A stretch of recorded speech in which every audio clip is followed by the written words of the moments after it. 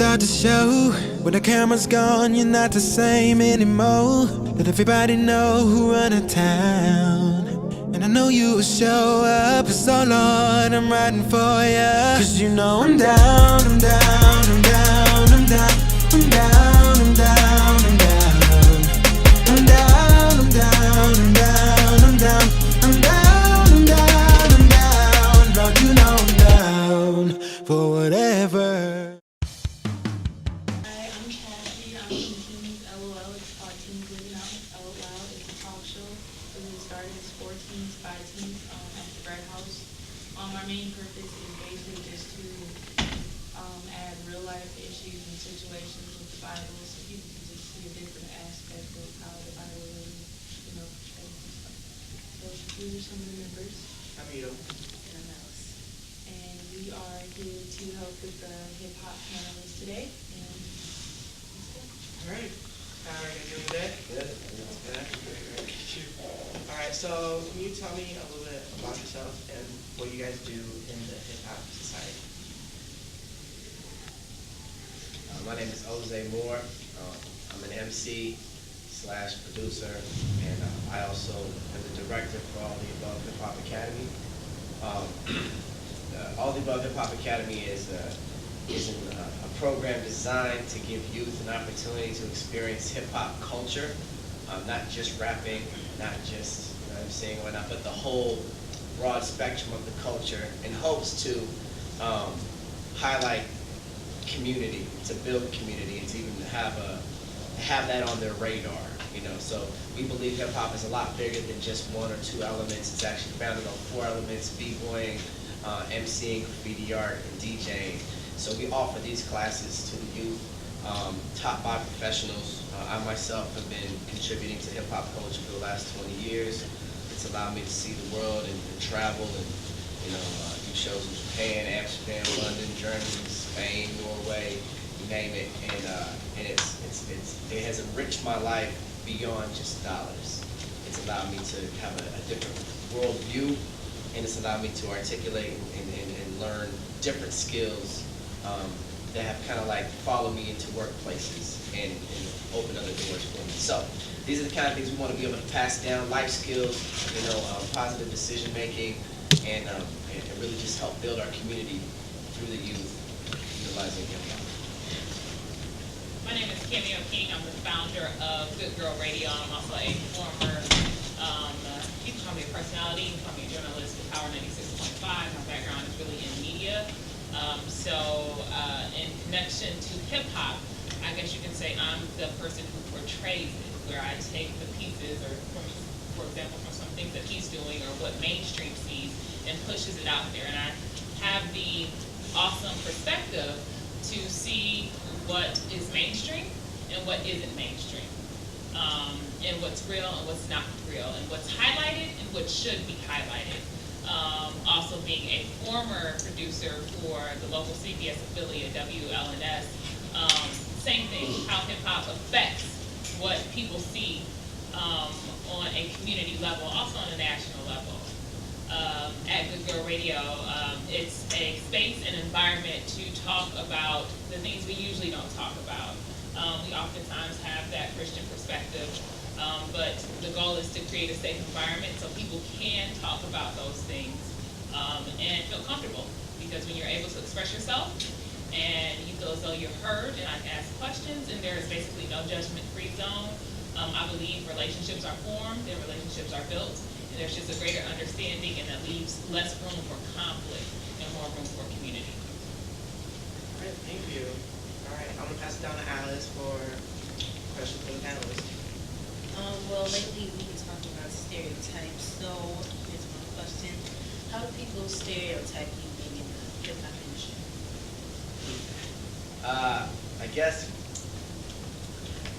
that's kind of a loaded question, because it just depends on where you're at. It depends on what community you're in. I was talking to these guys earlier, and another idea that we kind of live by is that hip hop in and of itself is not good or bad.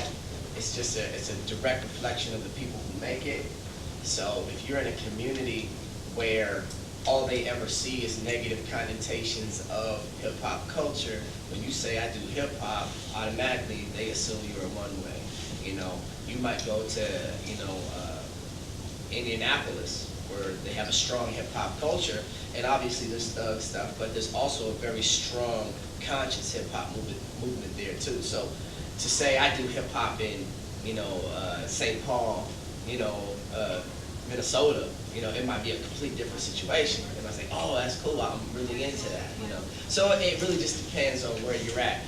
Some of the stereotypes, though, you know, I know, you can tell a story. I remember one time, me and my crew, we were on tour, and we were passing through, I think it was Buffalo, New York. And I remember we were going out, it was like an outreach, you know, we partnered with a church there, and we were trying to get kids in the community to come out to this event. And we go out, so we're passing out flyers in the hood and just like talking to kids and like getting rapping with them, you know, whatever, ciphering with them. And this young kid, he must have been like 7. He had to be 7. And he came up to me and was like, "You do hip hop?" You know, like look like a skater or something like that. You know, I don't look like a hip hop guy. This is that time, you know. Hip hop has changed a little bit. People look a little different nowadays. What I'm talking about, if you weren't wearing baggy pants, if your stuff wasn't like hanging off you, and you didn't have like watches and medallions and whatever, a do-rag, you weren't hip hop at all, right? And so I'm talking to this kid, and he's like, "You do hip hop?" I'm like, "Yeah." He's like, "You got no chain, no watches?" I mean, he did watches like this, like I was supposed to have watches up my arm, right? "You ain't got no watches?"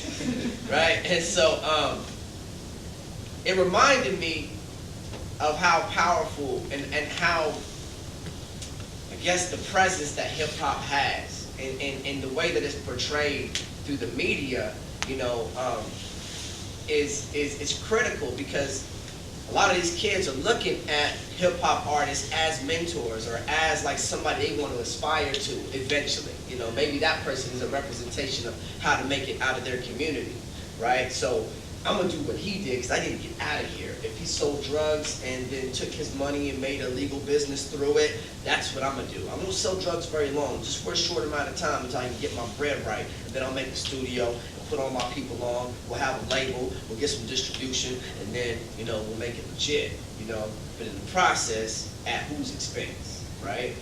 So anyway, to answer the question, to sum it all up, plenty of stereotypes. A lot of them are just depending on where you're at, because hip-hop truly is a representation of the people who make it and the communities who own it.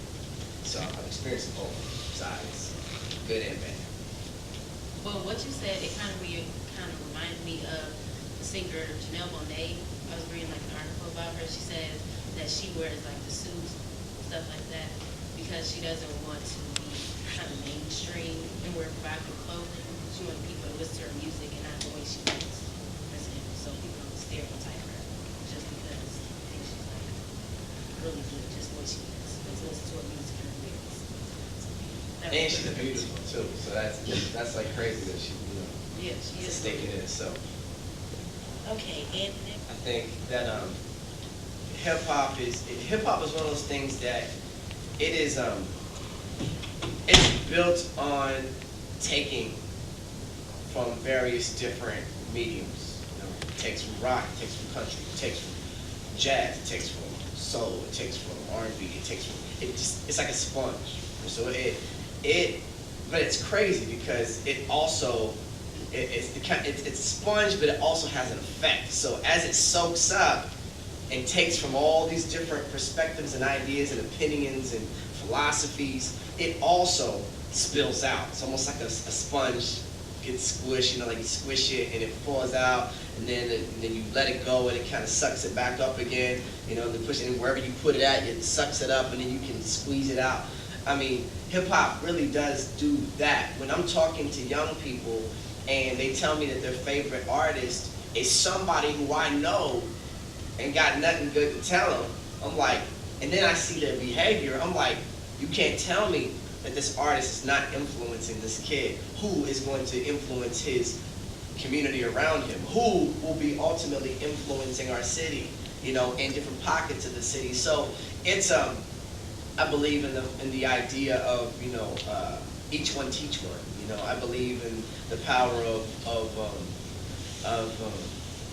taking responsibility and taking it upon yourselves to pass on information and to share it, you know.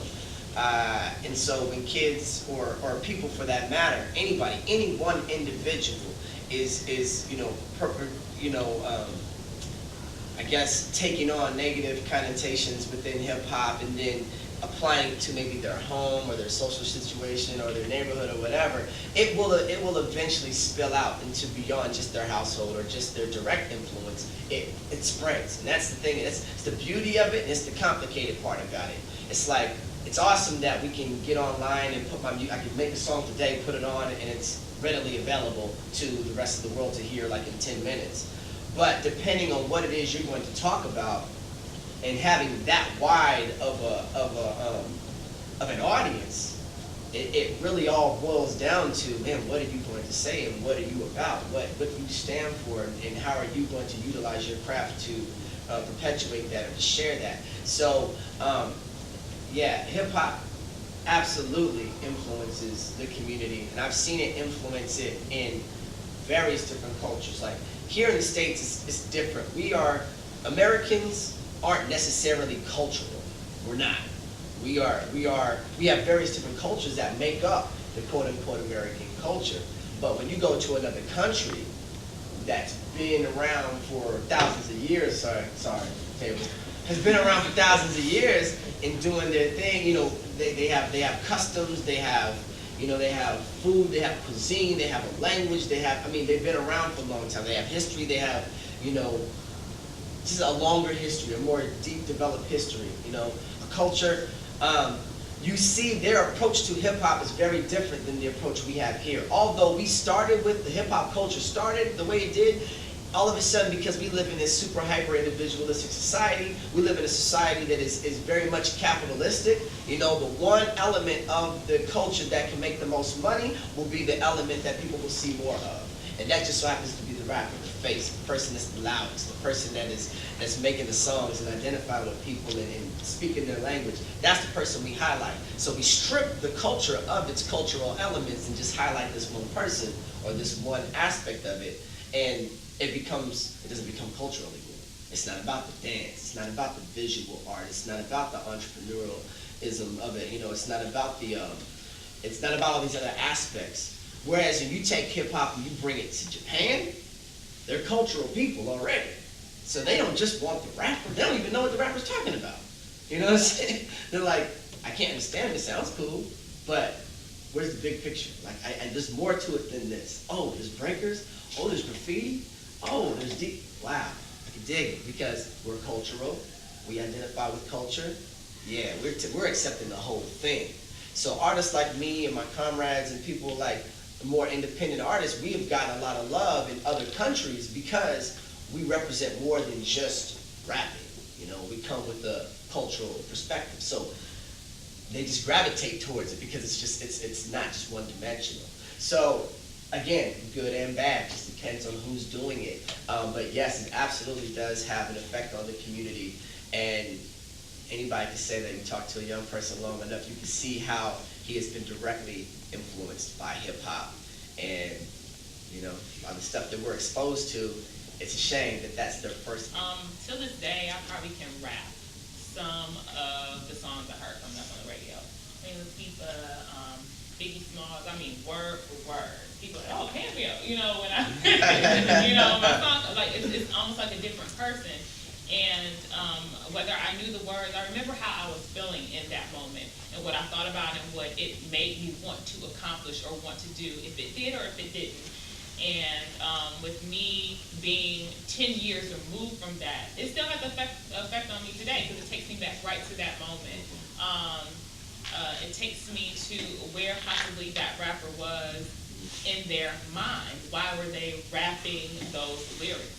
And when I think of hip-hop, at that time, I don't think I had the all-encompassing view of the components of hip-hop. Yes, I did know about breakdancing. Yes, I did know about DJing. Yes, I did know about all these different things, graffiti artists, but to look at them as a whole, I didn't have that when I was that age. I knew they existed, but to say if they were like, oh, this is all in that pile that goes together, I didn't think about that.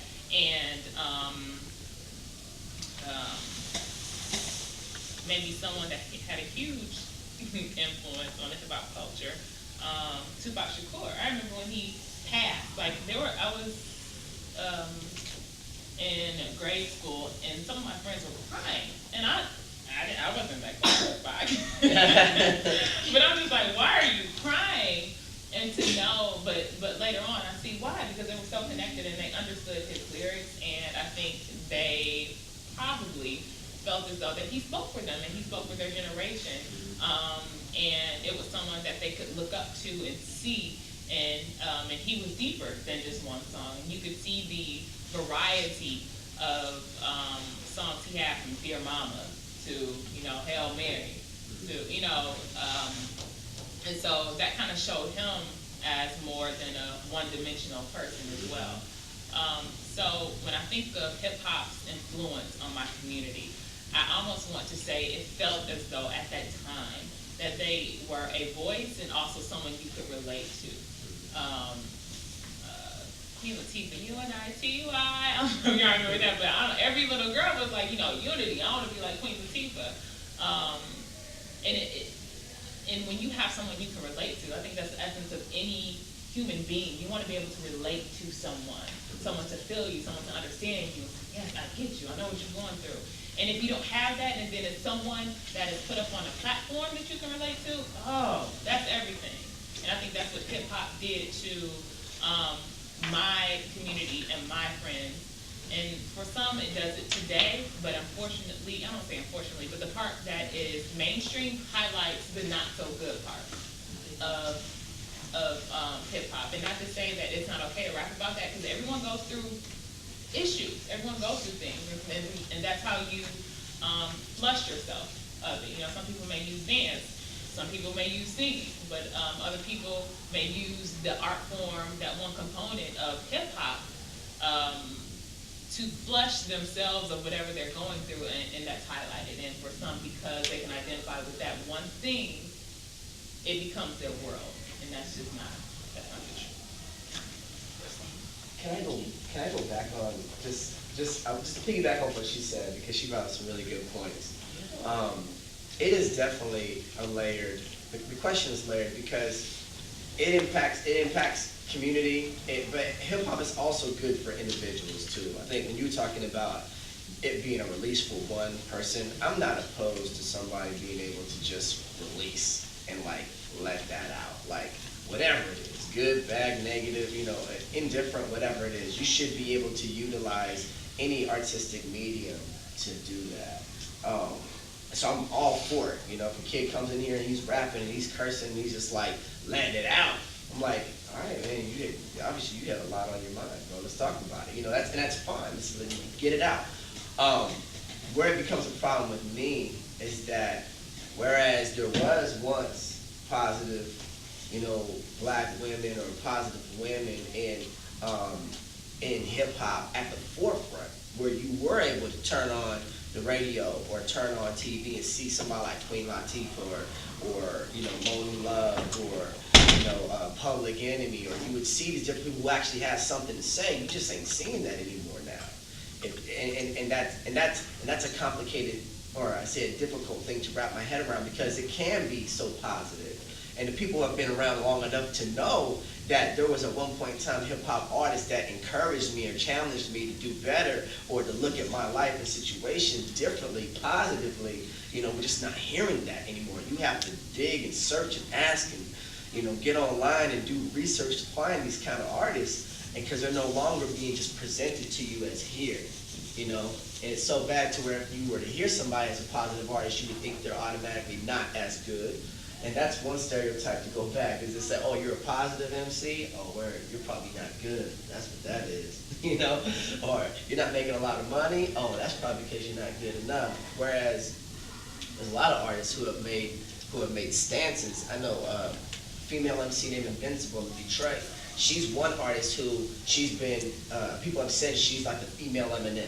Her lyrics are ridiculous. Her bars are crazy. She's ridiculous, but she's so firm in her stance to not be objectified and not wear skimpy clothes just to sell more records, or to not change her lyrics to degrade her as a woman, or to X, Y, Z, which you hear all the time, that she's not getting those opportunities because she won't play the game. So it's complicated, but I truly feel that it has an impact, and all we can do is hope to make a positive impact and utilize things like this and forums and panels like this to create an awareness, and to each one teach one, try to build and encourage our youth to take different pathways. As we all know where drugs will lead you. We all know where selling drugs to make $1 million will lead you. We know where these things will go. And the fact that they promote this through different artists and whatever is it's becoming more and more prevalent. People are looking for answers in different ways to express it. Thank you. This question is a little off and on the board. But I don't know if you guys heard about the recent Lansing School District budget cuts, but they cut like the visual arts area, and they fired the teachers, so they don't have like a music teacher and a math teacher would be like teaching that. So they don't have that there anymore. That area is not there. The music and the arts is not there. Lansing School District. So how do you get it? I'll take a lead on that, because I know from my understanding of it that it's going to start at one school, and it's, I think, 70 teachers in total. Don't quote me on this. But basically, students will be sold short when it comes to arts. And arts is encompassing hip-hop, encompassing band, all those things. The actual art form of painting. I'm not a painter.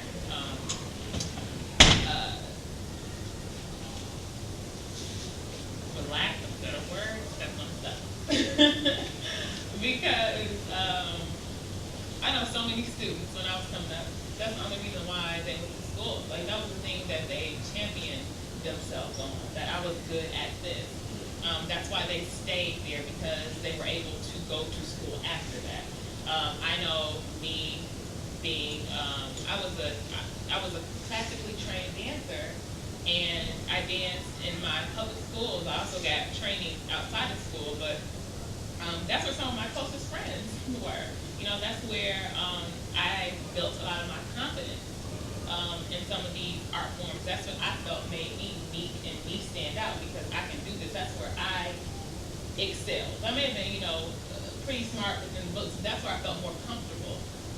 And I guess being a little bit more transparent. I'm a long girl. I'm long. Got long arms, long legs. And in dance, that's a benefit. And that may not be a benefit anywhere else. And so that's how I built my confidence. And I can only imagine if that's the case for someone else in basketball or in piano. If they have long fingers, they excel in that. So with that, I guess being taken away, I think, unfortunately, it's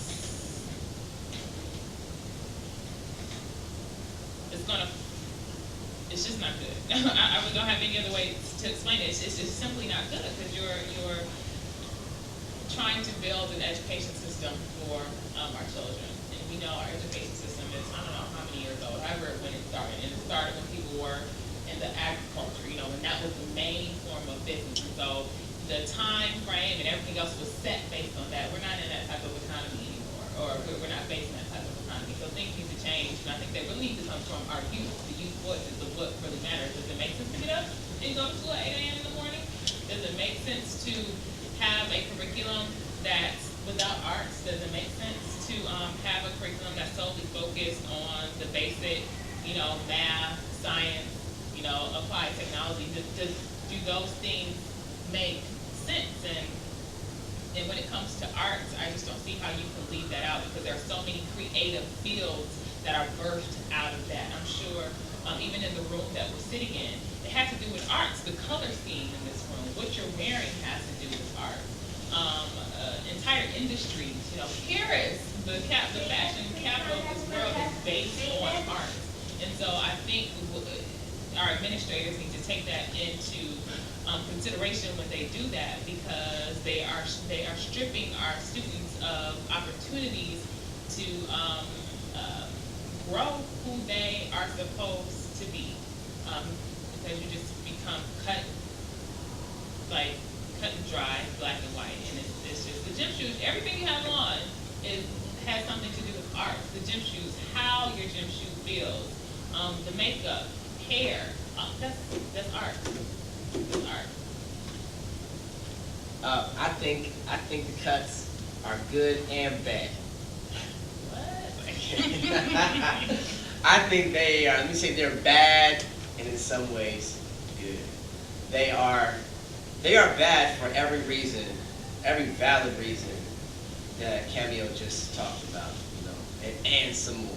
I mean, obviously, you have two sides of your brain. You know, you have a left side and a right side. One more geared towards logical thinking, and you have another one in rationality, and you have another side that's geared more towards art and creative expression. Now, God made us to have two sides of our brain. If we are only operating in one side of that brain, we're cutting ourselves short, in my opinion. You know, you need to be able to, you know, fire off information all over the brain, you know? And one major way in which this cut or taking a step back in the arts, you know, I don't even know to what extent, I know like, I don't even know what the logistics are as far as like how much of they're pulling out, or if they're just pulling out the professional teachers and putting it in the hands of like social studies teachers or math teachers.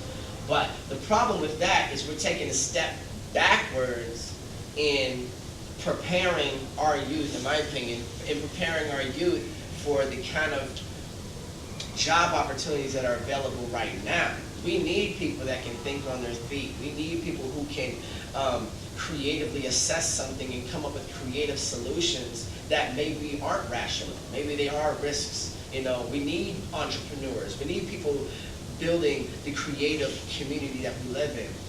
My argument is always that any strong society throughout the history of mankind, art has not been peripheral, meaning it has not been out here. It's always been here, from Egypt to Rome, okay, to New York, to Chicago, to LA, you know, to Portland, Oregon. I mean, you go to these places and art is there, it's in your face. There's graffiti, there's structures and sculptures and stuff that you don't even know, like, why would they spend money on that? Well, it's because the people who live there know that if we invest into the arts, we will keep young people here because they want to be here because of the aesthetic.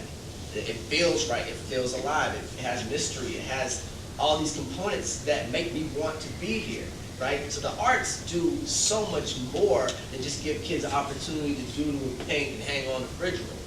I mean, they give kids an opportunity to create new pathways of expression, and even, you know, it's proven that cognitively that it opens up new ways of processing and analyzing information, and even in the sciences and math and all these different things. Einstein, you know, in theory, and when he was trying to talk about the speed of light, it was a very artistic expression. He was like, it's like I'm, you know, riding on, you know, to say, this is not rational at all, to say I'm riding on a light beam, and this light beam is changing and it's carrying me through time and space. I mean, that's way some other side of your brain, right? That's not rational thinking. So for somebody like Einstein to be able to take creative expression, apply that to the science world, and come up with genius outcomes, genius, you know, inventions and genius philosophies and whatnot, it's terrible that we're removing the arts from the schools, where it even gives kids opportunity to vent that way and to experience and go to school and have something to look forward to. Because yeah, I was one of those kids that excelled at art. I loved art. It was what I did. You know, when I showed up to school, I did all right in school, but in other curriculums. But math, I mean, like drawing was my thing. You know, music was my thing. You know, so those are the ways in which it's bad. Okay, the ways in which it could be good here locally is that there's enough talent in Lansing. To where if they're going to do that, then we step up to the plate and say, all right, we're going to start offering programs. And if you're not going to give it to them in schools, to get these kids enrolled, and if you need professional teachers, there's professionals who can teach.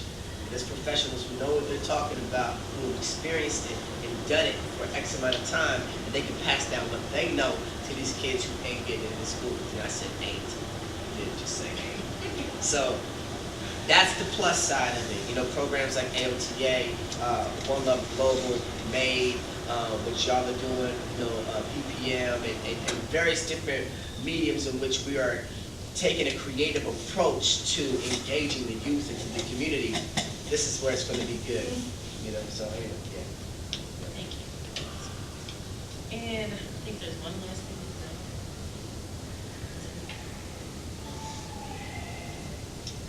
to say. Okay.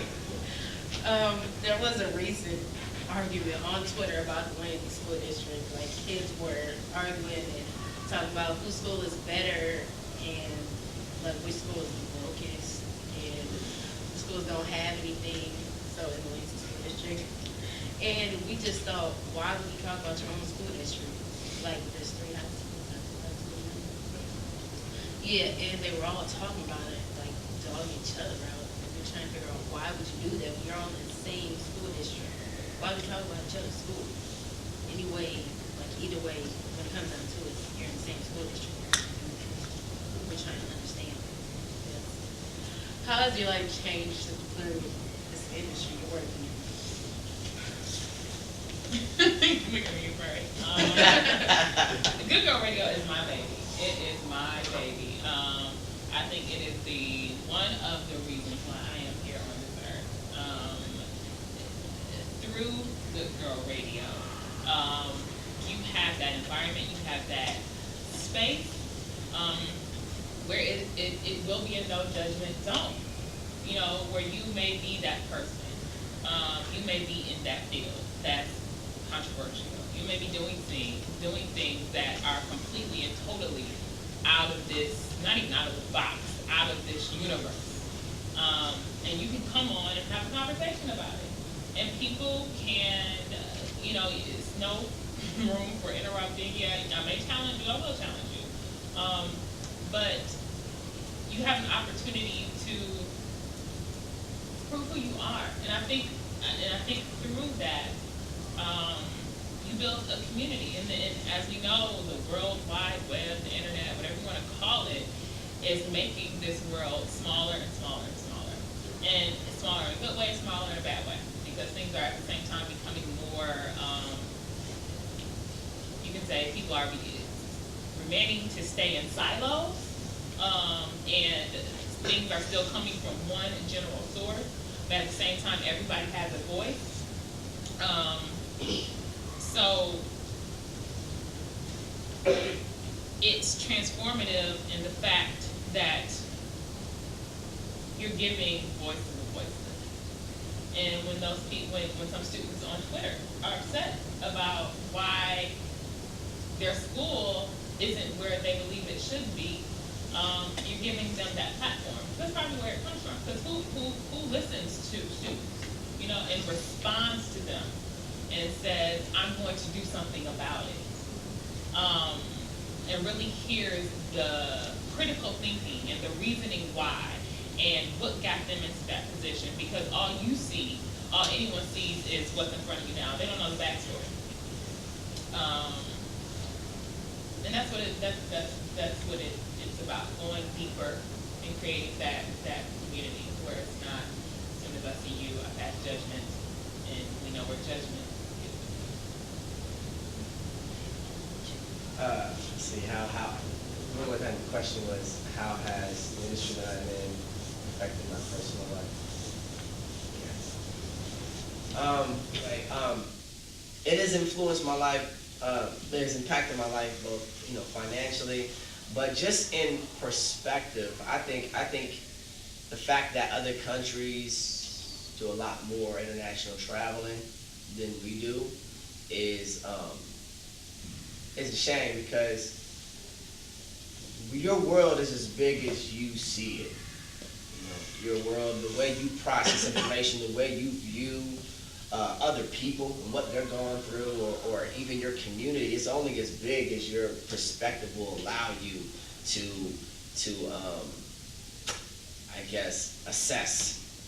And if you don't have the opportunity to get out, I'm not saying that that you're lacking if you don't, but I'm saying how much more helpful would it be in us being able to empathize and sympathize with other people going through things if we were able to go experience what they're going through and see where they're coming from, to open our eyes to understand people's processes in which they, articulate and contribute to life. So in one way that has impacted my life huge, I always tell people I know people way more talented than me. I know people that are way more qualified to do what I do and be further on, or further in their career than I am. But for whatever reason, God has put me in a position that I'm in, and I'm blessed for it. So I don't think I deserve it. I don't think I couldn't tell somebody, hey man, all you gotta do, bro, all you gotta do is choose a name, choose a rap name, okay, find a producer, all right, make some beats, put that online, somebody's gonna find your stuff, okay, and when they find your stuff, they're gonna give you an opportunity. You get that opportunity, you're gonna start snowballing and get more opportunities, and next thing you know, you're gonna go on tour. Now you gotta make some time for yourself. Don't get a wife or anything like that yet. Just go tour for 3 years, do that hardcore, and then pretty soon, money will start coming in. And there's no plan like that in the music industry to tell somebody hey, just do these steps and you will be successful. That's why you see so many people make a mess out of their lives in the process of trying to get famous, because you're just doing whatever. You're being at any event you can be at. You're willing to do anything at the expense of maybe your family, your morals, and everything. I've seen people risk it all and lose it all to try to be famous. And maybe they got there, but I would be the first to say a lot of my role models are terrible people. Musically, some of my role models were man, he's just a genius. Musically, he's a genius, but man, what a mess he made with his family and his kids. And so the approach that I've taken is that none of that is worth it, to take a stance and say, hey, yeah, I want to be creative. I see the value in creativity and art and hip-hop and all of this, but if I don't put life first, then it's null and void to me, because I can't celebrate the success of art at the expense of failing at life, or failing at responsibilities. You know what I mean? So, it has taught me how to be a man. My wife has taught me how to be a man. My kids have taught me how to be a man. Because I was on that path. I was just trying to make it happen. I was trying to get, let's go. Let's do shows. Let's do shows. She sat me down. I was like, and then what? You chose to be married. And then what? It's and then I'll be like Dr. Dre or something. When I'm done rapping, I'll be like Dr. Dre, and I'll start making beats and make a bunch of beats. It's that is not a plan. That is a crapshoot. You don't know what's going to happen. Music is not, a successful music career is not guaranteed to anybody, right? So anyway, taking on responsibilities and saying you guys are more valid than my art, but I know art will enrich your life, so I got to balance the two. You guys are more important, but I'm gonna keep art here because I know you guys will benefit from being exposed to it. That's how art has influenced my life. No, I was just rapping and doing shows and actually MSU alumni, Chris Johnson, he's a trumpet player. I got introduced into the educational aspect of how to use your arts in education through him. He's MSU graduate. His old professor at Lathrop, Southfield Lathrop, put him on to start to do this. We have a live jazz hip hop band called the Learning Express. What we do is we go into elementary schools and we take their curriculum and do a modern day schoolhouse rock presentation of it, utilizing hip hop and jazz. So they'll be like, yeah, we want to learn the 6+1 writing tricks, all this meat testing curriculum stuff. They want to build it. So they utilize us to come in and teach them these principles, right? And I dug it. I was like, man, this is crazy. These kids, we had this one thing where it's we're teaching kids the planets. Mercury, Venus, Mercury, Venus, Earth, Mars, Jupiter, Saturn, Uranus, Neptune, right? That was one of the lyrics, but at the end of it, no kid knew it. They didn't know it. right? It was like, who knows the order of the planets? Nobody knew it. And then we did this, Mercury, Venus, Earth, Mars, Jupiter, Saturn, Uranus, Neptune with the P. Boom. We did that like 10 times. At the end of it, every kid knew it. They knew it. They were like, Mercury, Venus, Earth, Mars, Jupiter, Saturn, Uranus, Neptune. Boom. They had it. And to me, that just blew, that was like, man, we are just not utilizing this stuff for what it can be used for. It can be so much more. It's informative.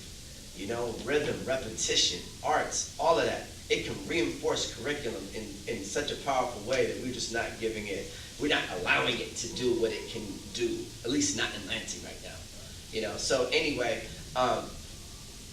that's what got me on this path. And so that kind of led to some residency work in Detroit Public Schools, kind of pairing with an English teacher. I'm an MC. These kids are learning how to build their vocabulary. As an MC, I need to know words.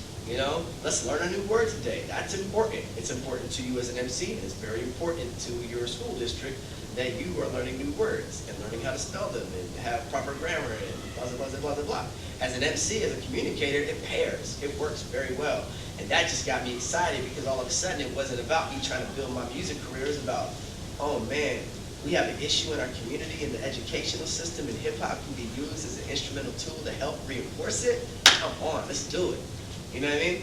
So, yeah. And so now in Lansing, we have some very specific issues.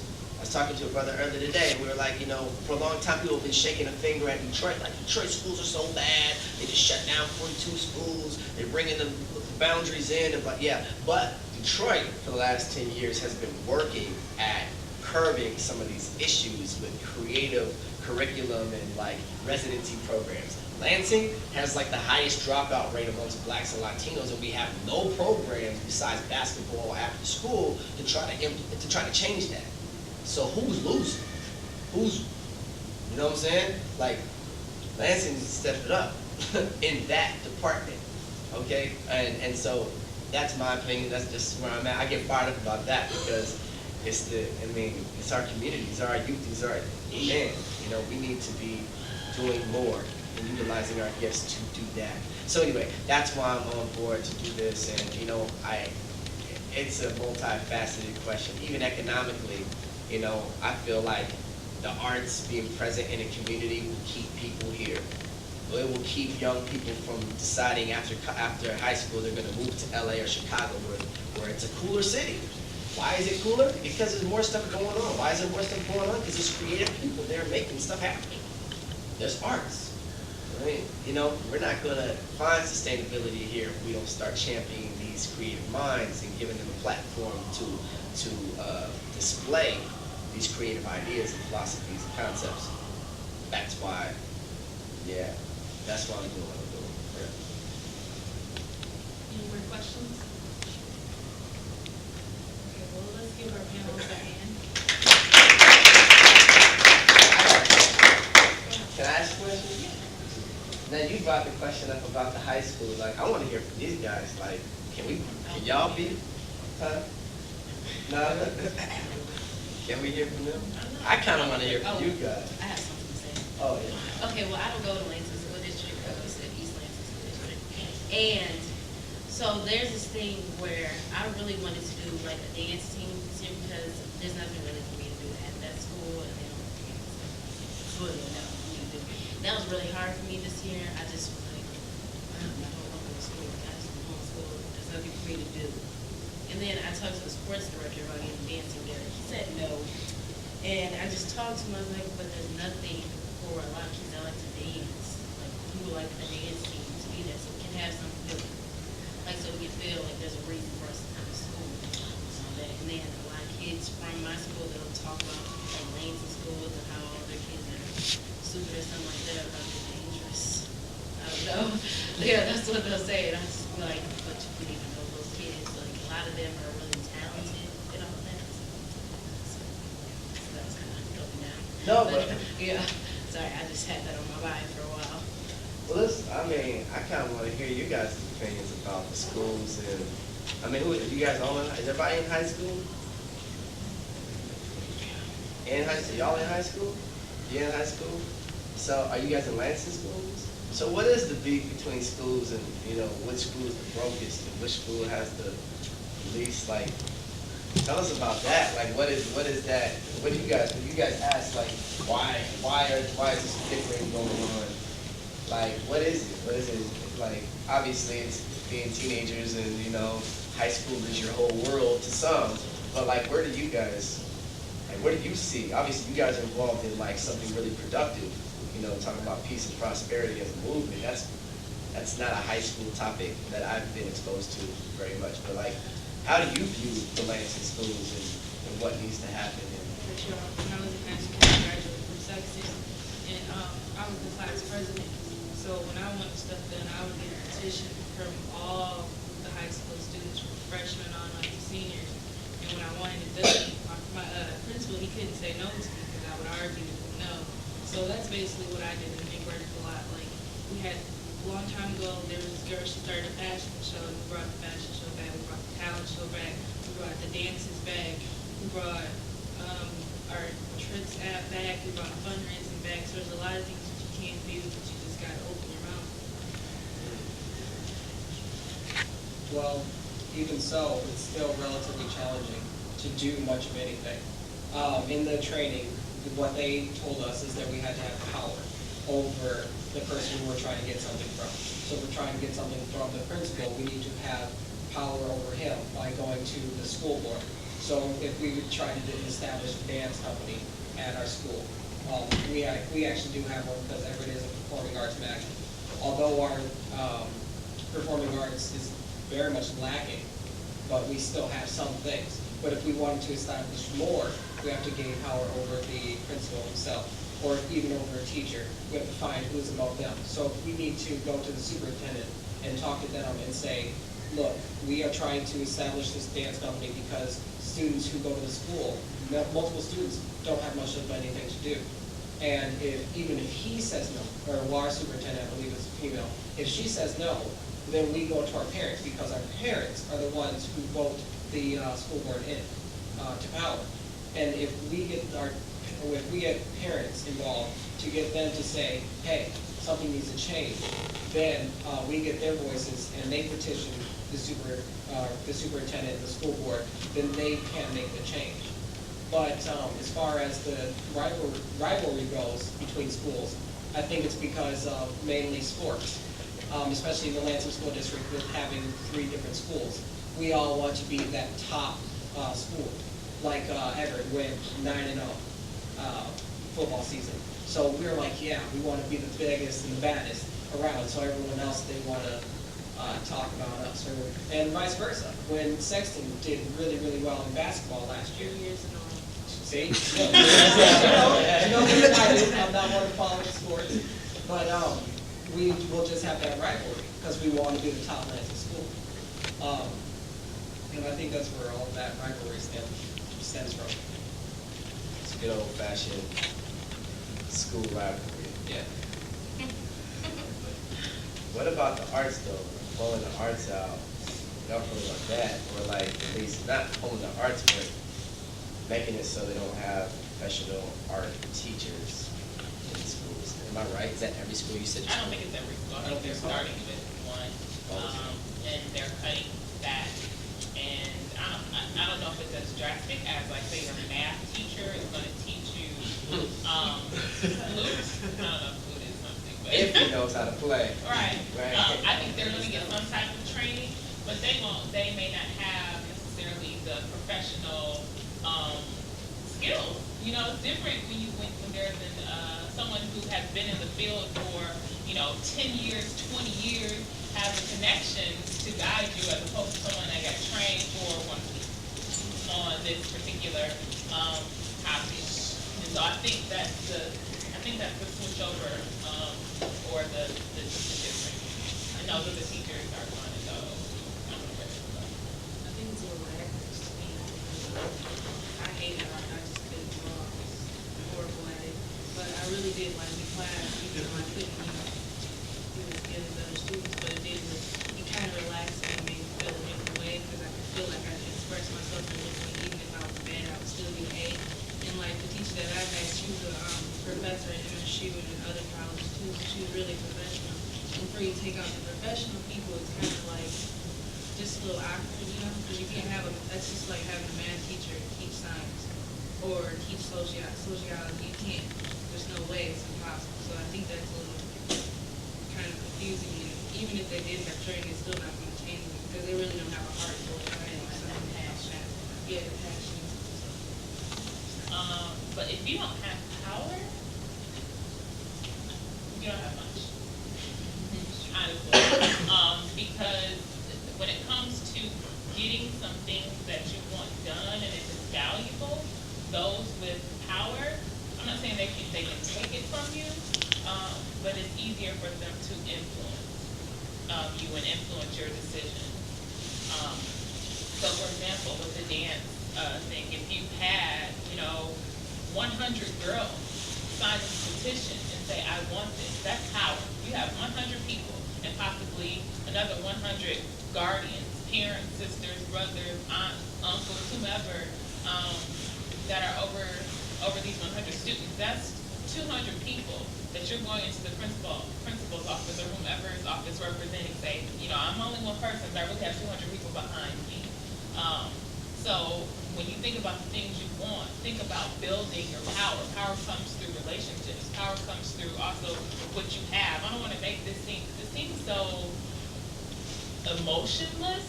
I don't want to leave you with the mark that if I don't have power, I've done it. I don't want it, because that's not the case. But power is important. And so as you move through your life, as you move through society, don't just form relationships just to get power, but just understand what can happen when you have power. Because Adam had a relationship with Ozay, and because he has a relationship with me, he was able to do this. And because Ozay has a relationship with the YMCA, he was able to do this. And so that power, he was able to put on this thing, that's power. That's a form of power. So we get to think about things like that, and I guess that relates back to what I was trying to get at. Just think about power when it comes to your relationships. All of us have some type of power, some type of way in the organizations we're a part of. But we also, I know in Lansing Public Schools, there's a junior board system where you have a student from each class represent their class, and they go to meetings with the Board of Education, the people that make decisions for our education, and also the activities that we have. And I was on that board, but the kids at the schools, they don't utilize that. And I think that comes, and also the principals and stuff, they really don't say there's a person that's representing you guys. If you guys have any questions or concerns, you should use that, because we do have power, but none of us really speak up or go to the meetings or have stuff like our parents don't show up to the meetings. Because I was at junior board meetings and I never seen a parent, a principal, a teacher complain. There were some people that did it, but it was just not, it wasn't enough. And so they're not going to move forward if there's not enough people to really, utilize the stuff that we have. So, for you guys that are in high school, you guys have junior board members, your principal, even your assistant principal, they work with you guys better than the principals. They're just, please, especially officers. But still, use the stuff that you do have, because there are stuff that can't help you guys. Yeah, I agree with that, but I'm also a new secretary. Right. We all do submit our things and we take it to the school board, but sometimes it works, they'll listen to us, but then other times they're like, oh, they just brush over us or just tell us to wait till next week because they have so many other things to do. They have to worry about budget and stuff like that. That's one of the reasons why I believe that they're doing the performing arts test, because I guess they can't afford these type of other things. I can understand it, but I can understand it at the same time because, you're getting all this other federal government help and all this other things. You can't take apart the time to help the students on what they really want instead of the things that they require. So how do you, I'm challenging you guys, how do you get your voice heard? What connections do you have to get your voice heard? Where people will listen to you? Is there in a sense forced, no one can really force anybody, but they're in a position where they have to respond to your concerns? Even if there's a response, doesn't mean that there's going to be a change, This is true. basically. Because But lots of things have been done to try to get change, but still nothing's going to, or nothing has, because they just don't have the will or even the budget to do much of anything. That's why there have been so many times. So how do you still, you want your voice heard, you want to exert your power. I'm powerful, you have to listen to me, and this is what I want done. Are there ways that you can do that, whether it's across the city? I mean, if you have 3 high schools, say we're behind this one movement, we believe in this one statement, you guys organize at the, was it the school board meeting, when the junior board goes forth, and literally all the high schools, all the students come to that one meeting, just to say, you have to listen to us. My future is on the line. Because that's what it is. They're there to serve you. That's your power. They are there to serve you. You are their clients. You are their customers. The customers are unhappy. Actually, to bring up on that, I have a great example that we did this year. I was, as you know, that I'm part of the junior board, and so we talked about what issues to discuss this year, and the main focus that we focus on is the school lunches. All the schools, high schools, middle schools, and elementary schools were saying that they didn't like the school lunches. So what I did personally was I partnered up with student council, vice president of that, so I had us go out and do surveys at the school lunches. And that's what we did, and then we sent the surveys out to other schools. And now there's an online survey that we're telling schools to do, so that we can take it to the board, in which they already, they have a representative there, Shirley Rogers, saying issues at our meetings, and she took it to the board and made them change our school lunches because the contract was up, and we've already said that we didn't like them, so they went to another company. Do you feel like if they could, they would? Like, do you feel like they don't value your opinion? Like, hopefully that's coming across correct, yeah? Like if it wasn't so many budget cuts and whatnot, do you think they would adhere to some of you guys' requests quicker than just putting it aside like these teenage they don't know what they're talking about. We're doing what we're supposed to do because we're running this thing. Do you feel like you guys are heard at that?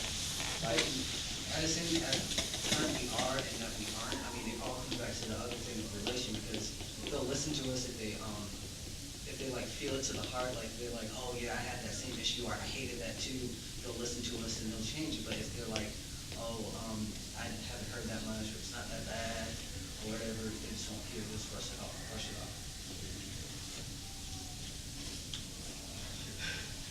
I would like to say something about not being the school district, so I'm not. Sorry, I can't speak for you guys. I got one chance to plug too. Right here at this location at 6:30, we're gonna start our beat making class and our MC class. I have registration forms. If anybody is interested in enrolling into the Hip Hop Academy, like I said, it's trained professionals teaching you how to make beats, teach you how to write rhymes. There's a graffiti teachers teaching you how to learn graph and b-boying too. So we offer all 4 classes happen on Saturday, so you can do 1 of 4. And they'll be happening starting here at 6:30. We'll go until about 8:30. So the beat making class and the MC class will happen 6:30 to 7:30. The b-boy class and the graffiti class will happen 7:30 to 8:30. So you guys are already here. If you're interested in hip hop and growing in the culture and getting some history, learning some technique, and learning how to apply it to your social situation as well, that's what we're doing. So, yeah. Okay, we also have a talk show. So I think we should all take something that take what we have learned today and impact it in our lives, and also use it and just be mindful of the things that you do listen to, because you don't want it to influence you in a bad way, but also in a good way. Use your power that you do have in the schools and with the parents. So that's our conclusion. We'd like to thank everyone for coming out, and thank you for putting this together. Thank you to our panelists. You guys are wonderful. You're educated on. One more thing. You can watch our talk show, Teens LOL, on Mondays and Wednesdays on Lansing Public Access TV. That's on 16. Yeah, that's 6:30. 3 p.m. to 7. Sorry.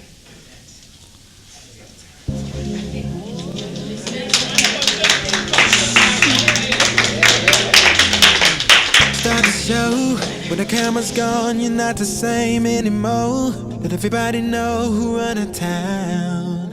And I know you will show up, so Lord, I'm riding for ya.